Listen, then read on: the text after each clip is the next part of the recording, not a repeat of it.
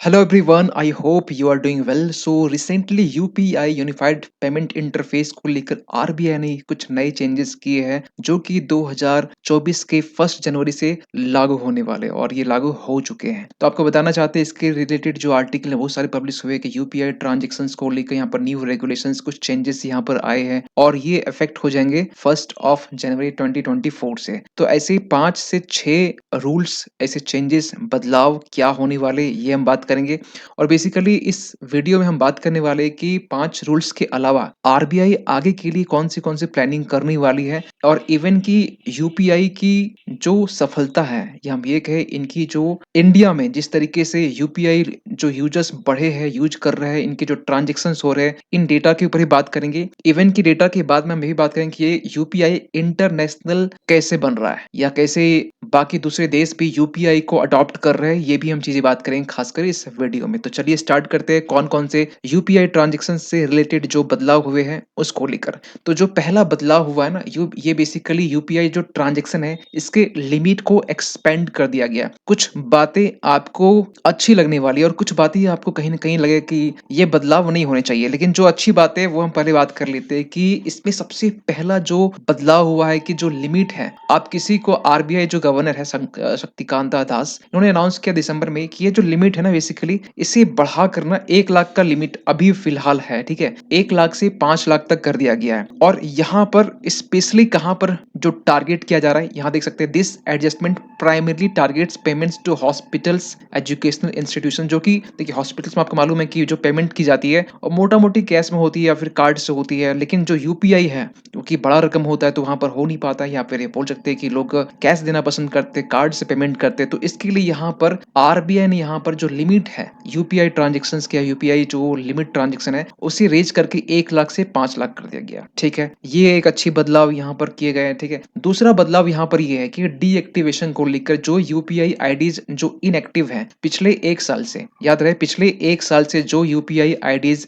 Inactive है, जो active नहीं है, यानी कि इनएक्टिव कैसे बोल सकते हैं, अगर पिछले 1 साल में कोई भी ट्रांजेक्शन नहीं हुआ है, कोई भी उस आईडी से यूपीआई आईडी से कोई भी ट्रांजेक्शन नहीं हुआ तो यानी कि वो इनएक्टिव है। तो उसके बारे में ये कहा जा रहा है कि चाहे वो गूगल पे हो, पेटीएम हो, फोन पे हो, उसे डीएक्टिवेट कर दिया गया है। ये कब से ये बताना चाहते हैं कि deactivation process was completed by December 31 2023, यानी कि जो 1 साल से यूज नहीं कर, यानी कि सब एग्जांपल लेते हैं कि 2022 के लास्ट 31 दिसंबर से ये 2023 के लास्ट जो यूज नहीं किया यानी कि डीएक्टिवेट हो चुका है। इसके पीछे ना जो रीजन है, जो कारण जो ये किया गया है, इसके पीछे कारण ये है कि बेसिकली जो इन एडवर्टेंट फंड ट्रांसफर होते हैं, यानी कि जो फंड ट्रांसफर होते हैं एक गलत तरीके से या फिर बोल सकते हैं मिस्टेक से या फिर इलीगल तरीके से कह सकते हैं, और जो कि कहीं ना कहीं दूसरे पर्सन को ट्रांसफर किया जाता है, तो उसे रोकने के लिए देख होता क्या है, जो लोग स्कैमर होते हैं ना वो लोग किसी भी पर्सन का, जो लोग गरीब है, लेबर है, मजदूर है, उनकी यूपीआई आईडी से उनकी यूपीआई आईडी बनाते हैं, ठीक है। और यूपीआई आईडी बनाने के बाद में ना ट्रांजेक्शन वो अपने में करते हैं, क्योंकि देखिए वो लोग बेसिकली क्या करते हैं ना, किसी को स्कैम करने के लिए वो अपना यूपीआई आईडी देते हैं, स्कैनर भेजते हैं, स्कैन आपको करना पड़ता है, तो वो खुद का नहीं होता है, वो किसी दूसरे पर्सन का होता है, जो कहीं ना कहीं एक मजदूर होगा, कहीं ना कहीं लेबर होगा, कोई किसान होगा, उसकी आईडी का होता है। तो इस चीज को रोकने के लिए, क्योंकि वो लोग भी यूज करते हैं तो वन टाइम यूज करते हैं, 1 टाइम 2 टाइम, इससे ऊपर यूज नहीं करते हैं, उसके बाद में वो डीएक्टिवेट, मतलब बेसिकली वो एक्टिव अब तो डीएक्टिवेट हो रहा है ना, इसके पहले वो बेसिकली वैसे भी मतलब मिसयूज होता, मतलब इसका यूज नहीं होता था। तो ये यहाँ पर इसको रोकने के लिए ये बेसिकली किया गया। इसके बाद में एक अपडेट और किया गया है जो बेसिकली यूपीआई के से रिलेटेड है। देखिए अगर आपको याद होगा कि यूपीआई के थ्रू से आप कभी न कभी आप नेटफ्लिक्स खरीदे होंगे, कभी न कभी आप जो डिज्नी हॉटस्टार होता है या फिर जो प्राइम मेंबरशिप होता है या फिर इंश्योरेंस प्रीमियम्स होते हैं, सब म्यूचुअल फंड सब्सक्रिप्शन हो गया, क्रेडिट कार्ड रीपेमेंट हो गया, ये सब चीजें ना आप कहीं न कहीं पेमेंट करते हैं। ये पेमेंट जो होता है ना वो रेकरिंग पेमेंट होता है। रेकरिंग क्या होता है, मतलब वो चीजें आप बार बार करेंगे, मंथली वाइज में करेंगे, एक फिक्स टाइम इंटरवल के बाद में फिर आपको वो चीजें पेमेंट करनी होगी। फॉर एग्जाम्पल कि आप नेटफ्लिक्स लेते वन टाइम, सपोज करते हैं 100 रुपया है या 49 रुपीज है, तो 49 रुपीज जो है ना वो आपने एक बार दिया तो होता क्या है कि वो चीजें ना फिर अगले मंथ फिर ऑटोमेटिक वो कट जाता है ना, ऐसे होता होगा। तो ये चीजें अब यूपीआई में आते हैं। तो ऐसे पेमेंट के लिए, इस तरह के पेमेंट के लिए यहाँ पर ये कहा जा रहा है कि यहाँ जो एडिशनल फैक्टर ऑथेंटिकेशन है, आप पूछेंगे ये सब ये कौन सी वाला है, इसको समझ लीजिए पहले। जब भी आप एक बड़ा अमाउंट पेमेंट करते हैं, बड़ा एक अमाउंट, अगर आप इंश्योरेंस प्रीमियम जिम कर रहे हैं, कुछ भी कर रहे हैं, जैसे बड़ा अमाउंट है, कितना बड़ा अमाउंट, तो ये अमाउंट कहाँ जा रहा है यहाँ पर 1 lakh. Payments up to rupees 1 lakh, अगर 1 लाख के अमाउंट के तक अमाउंट है तो इसके लिए आपको जो एडिशनल फैक्टर ऑथेंटिकेशन है ये करना पड़ेगा। ये क्या होता है, जब भी आप पेमेंट करते हैं तो एक बड़ा नंबर के लिए आपको या तो फिंगरप्रिंट, इसके लिए आप कोई सिंबल, कोई पिन, कोई ओटीपी आपको अलग से आपके मोबाइल में आता है। अगर ये चीजें आप ऑन कर रखे तो अगर आप अपने मोबाइल में मल्टी फैक्टर या हम ये एडिशनल फैक्टर ऑथेंटिक एएफ जिसे शॉर्ट में कहते हैं, अगर आप ऑन कर रखे हैं तो ये बेसिकली ऑन ये आता है। ये आप ऑन नहीं भी किए हैं तो फिर भी ये चीजें आपके मोबाइल में आएगा। अगर आप चाहते हैं कि इसको आप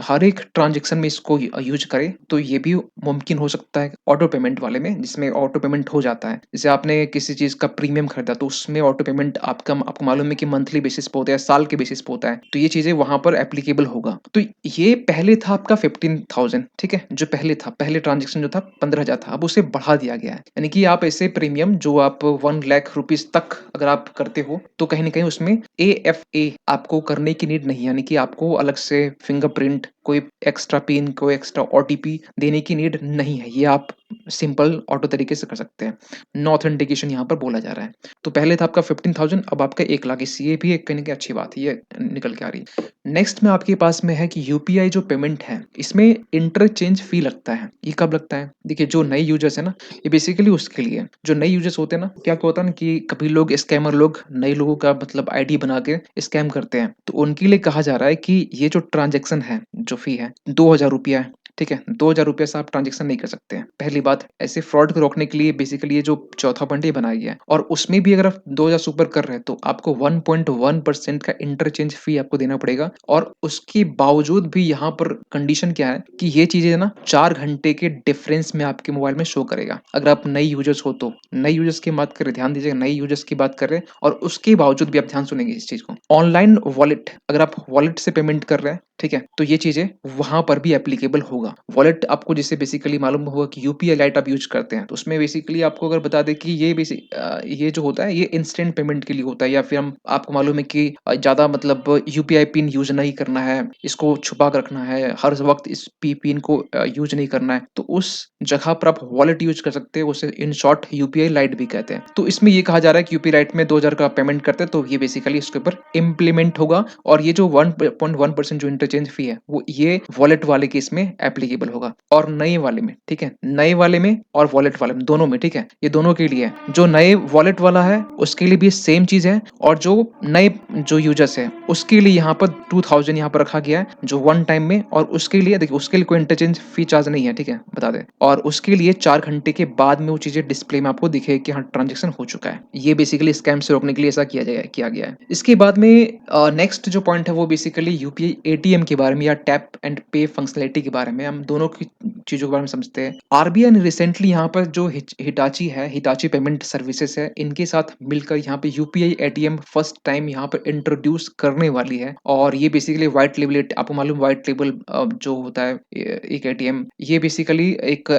जो कोलैबोरेशन साथ में एनपीसी यानी कि non sorry national payment corporation of India, इसके कोलैबोरेशन के साथ ये जो एटीएम है, यूपीआई एटीएम, ये लॉन्च कर रही है। और ये बेसिकली यहाँ पर जो कुछ इस तरीके कुछ दिखेगा आपको, जस्ट आपको दिखा दी इस तरह का, आप यहाँ जाइए, आप स्कैन कीजिए, आप पैसे को विथड्रॉ कर सकते हैं। तो ये चीजें आपको यहाँ पर देखने मिलेगा। इसके बाद में यहाँ पर जैसे स्कैनर हम की ये बात कर चुके हैं, एक दूसरा ऑप्शन आपके पास होगा कि ये बेसिकली अगर आपका मोबाइल एनएफसी इनेबल्ड फोन है, एनएफसी इनेबल्ड फोन मतलब क्या होता है, इसमें बेसिकली क्या होता है कि अगर आप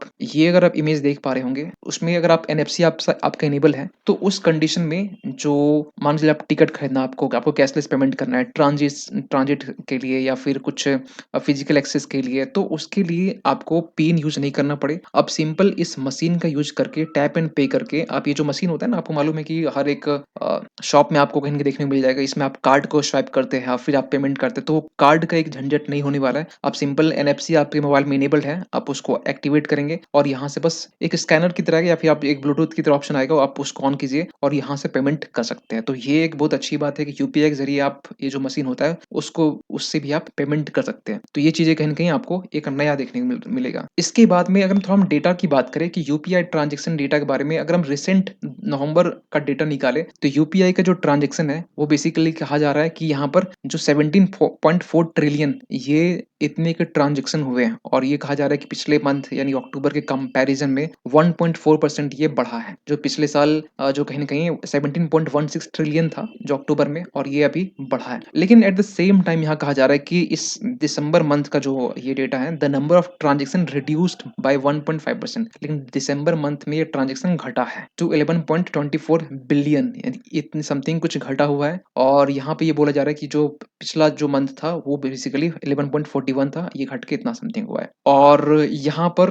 रिसेंट अगर आरबीआई की बात करें, एनपीसीआई की बात करें, जो एनपीसीआई रिसेंटली बहुत सारी कंट्रीज के साथ में पार्टनरशिप कर रहा है। अगर हम बात करें सिंगापुर के, यूएई की बात करें, भूटान, जापान, जो बेसिकली क्रॉस बॉर्डर पेमेंट को इनेबल कर रहे हैं यूजिंग यूपीआई। यूपीआई के जरिए जो पेमेंट सिस्टम हो, देखिए हर एक कंट्री से हमारा ट्रेड होता है, एक्सपोर्ट इंपोर्ट होता है, तो अगर हम लोग यूपीआई करेंगे तो कहीं ना कहीं इजिली होगा, सिमलेसली होगा, कहीं आसान होगा। तो इसके लिए यहाँ पर एनपीसीआई ने ये पार्टनरशिप किया और ये बेसिकली आज की बात नहीं है, ये हम लोग पिछले साल ही ऐसे जो कदम है वो उठा चुके हैं। तो कंक्लूजन क्या निकलता है? कंक्लूजन ये निकलता है कि यूपीआई जो है ना बेसिकली कंटिन्यूस इवॉल्व हो रहा है, इसमें बदलाव हमेशा आ रहे हैं, प्रपोज जो भी इसमें इनोवेशंस बदलाव ये देखे जा रहे हैं, जो कहीं ना कहीं हमें हर साल कहीं ना कहीं एक से दो बार कहीं ना कहीं इसमें बदलाव देखने को मिलता है। और इसके पीछे सबसे बड़ा एक रीजन है कि जो यूपीआई की जो यूटिलिटी है इसको एक्सपेंड करना और यूजर के एक्सपीरियंस को इनहेंस करना, ये सबसे बड़ी एक पॉइंट निकल के आता है। तो यहाँ पर एनपीसीआई यहाँ पर बहुत सारे देशों के साथ तो कंसल्ट कर रहा है, लेकिन यहाँ पर एनपीसीआई को यहाँ पर नीड है कि इसे और भी देशों तक, यानी कि इवन की जो एशिया कॉन्टिनेंट है उसमें रशिया की बात, जो भी फ्रेंडली कंट्री है उनके साथ में भी जो यूपीआई इनेबल्ड जो क्रॉस बॉर्डर पेमेंट होता है इसके जरिए किया जाए, तो कहीं ना कहीं यूपीआई की जो पॉपुलैरिटी है दूसरे देशों में बढ़ेगी। ये टेक्नोलॉजी हम लोग कहीं दूसरे देशों के साथ में शेयर कर सकते हैं। बाकी सारे जो जो ईस्ट कंट्रीज है, आइलैंड कंट्रीज है, चाहे वियतनाम, फिलीपींस, इनके साथ भी कहीं ना कहीं ऐसे टेक्नोलॉजी के शेयर करके इनकी जो पॉपुलैरिटी है, यूपीआई पॉपुलैरिटी, ये हम लोग और बढ़ा सकते हैं। तो आपका क्या मानना है इस चेंजेस के बारे में? कीजिए कमेंट। मिलते हैं किसी अगली वीडियो में, तब तक के लिए थैंक यू सो मच।